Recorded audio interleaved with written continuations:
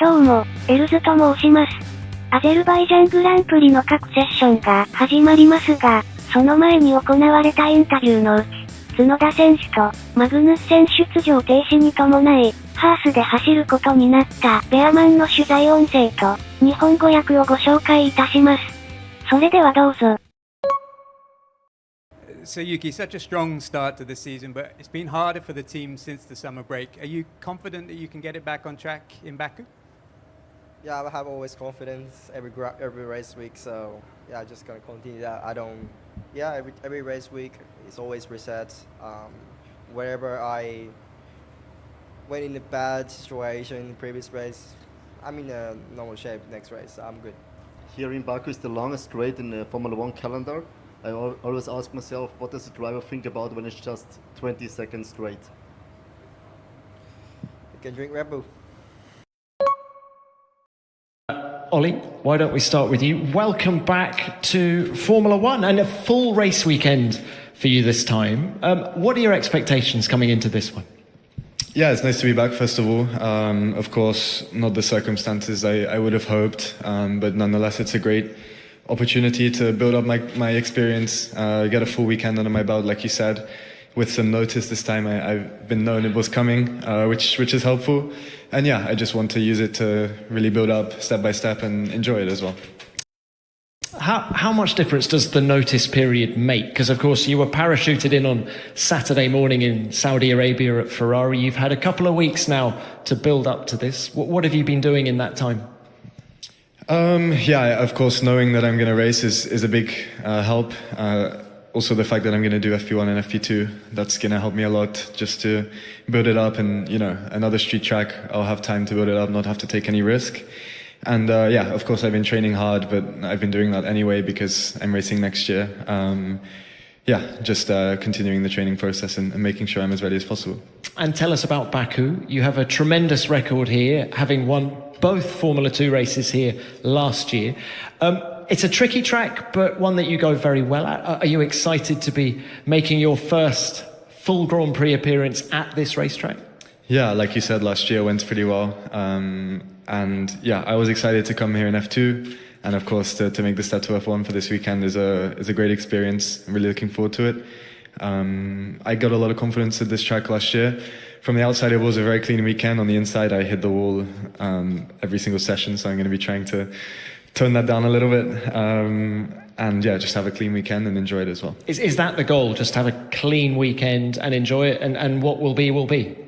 Yeah, exactly. I just want to build up step by step because we have time to do that. In F2, you have to be straight on the pace, take a lot of risk.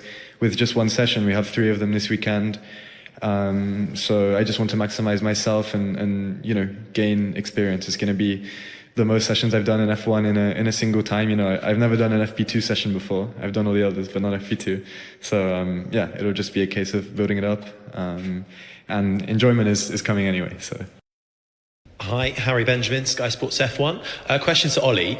I just want to focus on the notice period you mentioned there. Obviously, you've had a couple of weeks in comparison to being parachuted into Saudi. But was it only a couple of weeks? Did you have a little bit longer? Because Kevin's been on 11 points for a fair while. A ban was highly likely before the end of the year. I'm just wondering if the team or I said anything to you longer than a couple of weeks ago, just to start getting ready before the end of the season, just in case.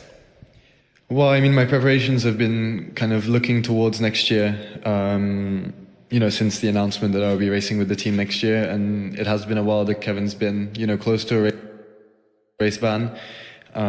So I knew it was a potential, you know, possibility to jump in the car at any point. And yeah, if I could have chosen, it would be one that doesn't clash with F2, but you know, you don't choose when to jump in F1, and every opportunity is one that you take. But yeah, I've been really preparing for next year, and part of that means that I'm ready also now. So it's another great opportunity to show how I've improved and what I can do. That's another one for Franco, but as well for Ollie and Joe. Jumping from the Formula 2 to a Formula 1, do you think that the car is is teaching you, is preparing you on the right way because of using the same tires and the type of car, the characteristics of the car is preparing you perfectly to jump on a Formula One, or there is always a gap that you can never expect? Do you want to start? He can start. He's currently driving F2, like more closer to now. Ollie, go on. Thanks, guys. Yeah, no, I mean it's the closest category to F1, but I think nothing can really prepare you for F1. Just the amount of investment and time that goes into producing an F1 car, and it's developed throughout the year and optimized really by so many people. It's really a different ball game than driving the F2. So despite the F2 being the closest as possible to F1, it's still a very big step once you get to the F1. In terms of performance, what is the biggest step? For me, it's just the downforce level of F1. It allows you to do so much more. The way you drive the car is a bit different. I would relate it a bit more to F3. F3 is very similar driving style to F1. And yeah, you can just play with the limit a bit more in F1.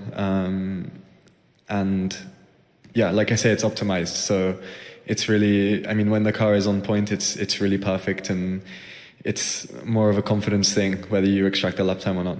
Whereas, yeah, it's a bit less. Once you really know the car in F2, it's more, you drive to what is possible from the car rather than yourself. いかがだったでしょうか。ベアマンとしては貴重なチャンスですが、F1 デビューを果たしたフェラーリと異なり、ハースのマシンは性能的に劣りますので、思わぬ苦戦を強いられてしまうかもしれませんね。また今後も F1 に関しての情報をまとめた動画を制作していく予定です。